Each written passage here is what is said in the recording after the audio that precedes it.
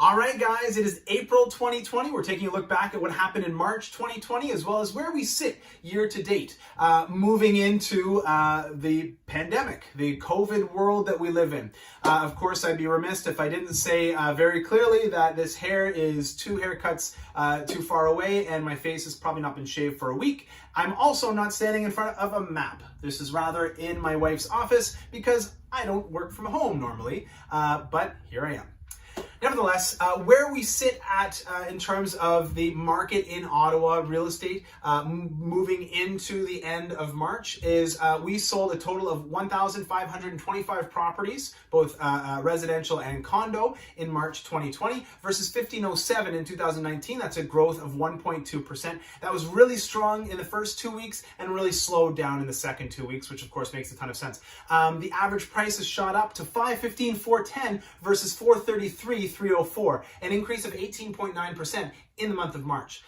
Year to date, where we sit, so the first 3 months, we sold a total of 3,442 properties versus 3,326, which is where we were at in 2019. Again, an increase of 3.5%, and the average price has gone to $501,252 versus $420,246. Again, it's an increase of 19.3% in terms of the average price of a home in Ottawa.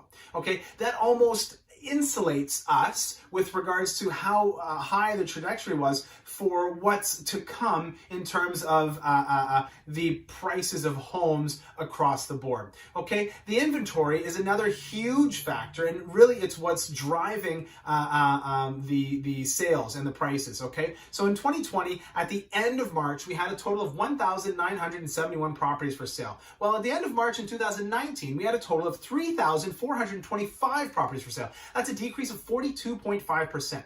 That gives us 1.26 months of inventory.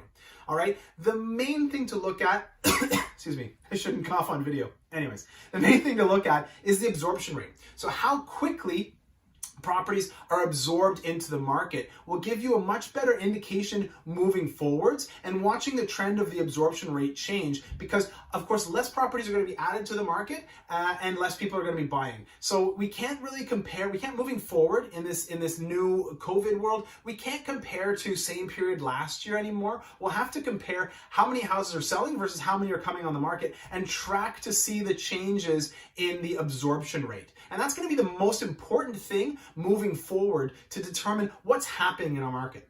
All right. Now, breaking it down into the two different sides, we'll first talk about residential. Okay. So in the month of March 2020, we sold 1,170 residential properties versus 1,133 in 2019. That's an increase again of 3.3%. The average price went up by 16.5%. Okay. The average residential property in Ottawa is now $559,739 versus $480,589. Okay. Now, year to date for residential, we've sold a total of 2,560 properties versus 2,495. Again, an increase of 2.6% in 2020 over 2019. I expect that the number of transactions is going to decrease dramatically across both residential and condo moving forward, but we were on a great upward trajectory coming into this. Okay. The average price of a residential property in Ottawa, 500 up until the end of March, so including all the sales that we've done in the first quarter, 551,755 versus this same period last year. Okay, the first quarter 2019, 469,301. So that's an increase of 18.8%. So the first quarter in 2020 was a rockin' quarter. And one of the main factors, again, is the inventory. Okay, so we've got 1,627 houses available for sale at the end of March 2020 versus at the end of 2019, we had 2,623. That's a decrease of 37.9%. We saw a decrease as well in 2019. So significant decrease in the inventory is one of the main factors that's driving up the price. I've talked about this in many of these videos before. We've got 1.4 months worth of residential inventory. Okay, the two stories, interestingly, were gone up by 17% versus the bungalows had gone up by 13%. And what we're starting to see is the more expensive houses are the ones that are driving up the price of the residential more so than the bungalows, the lower end priced houses going up. So the high end stuff is continuing to push. Now, if we shift into the condo world, okay, we sold 355 condos in the month of March 2020 versus 174 in 2019. That's a decrease of 5.1%. So the major factor there, I think, is there's less condos available to buy. Okay, the average price of a condo is now up huge to $369,311 versus $290,061 in 2019, an increase of 27.3%. Okay, that's a huge increase in value for condos. All right. Year to date, where we're sitting at, we've sold 882 condos in the first quarter of 2020 versus 831 in 2019. That's an increase of 6.1%. We had a light start in the condo world at the beginning of 2019, and this is just showing a different story here at the beginning of 2020. The other major factor is year to date, where we're sitting in 2020 versus 2019 in terms of average price. We're up by 23.2% in terms of the average price of a condo. Average condo in Ottawa is $354,668 versus $287,975. Like I said, an increase of 23.2%. Okay, so in 2020, at the end of March, we have for sale 344 condos. Now, at the end of 2019, we had 802 condos available for sale. A decrease in the level of inventory by 57.2% in the condo world. Okay, that gives us 0.96 of a month of inventory in condos. What that means is that if no new condos come onto the market, we'll be sold everything we have in a month. Okay, that's further going to drive the values of condos up.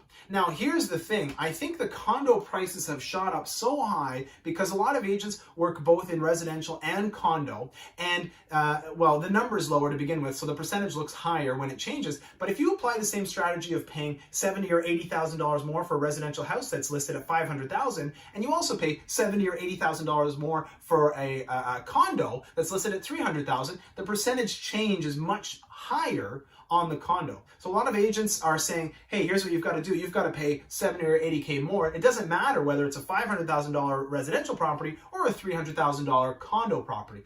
That has been the ideology and the strategy that's moved some of these sale prices exorbitantly higher. Now, we expect that moving forward with what we're looking at is the prices won't take a dip.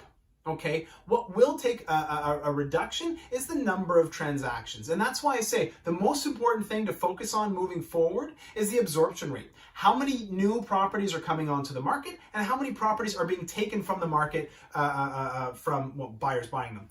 And that is really going to be the most important factor to track moving forward through these unprecedented times. So if you need to move, if you need to buy and need to sell, if you want to buy and want to sell, my team and I have actually developed the only, or at least the first, system of complete non-contact. Okay, we can run the gamut anywhere from how people are used to being served, which is typical real estate transactions, all the way to a complete contactless system insofar as the entire buying process as well as the entire selling process. So if that's something that's interesting to you, or if you want to fit somewhere along the scale of business as usual to complete shelter in place, we can work that out with you and your family to keep everybody safe, whatever your needs are. So if you'd like more information or how all of this applies to you, if you do need to buy or sell, or if you'd like to buy and sell, please give me, my team and I, a call. I'll be more than happy to help you out at 613-314-3187. And until then, Sci-Fire out.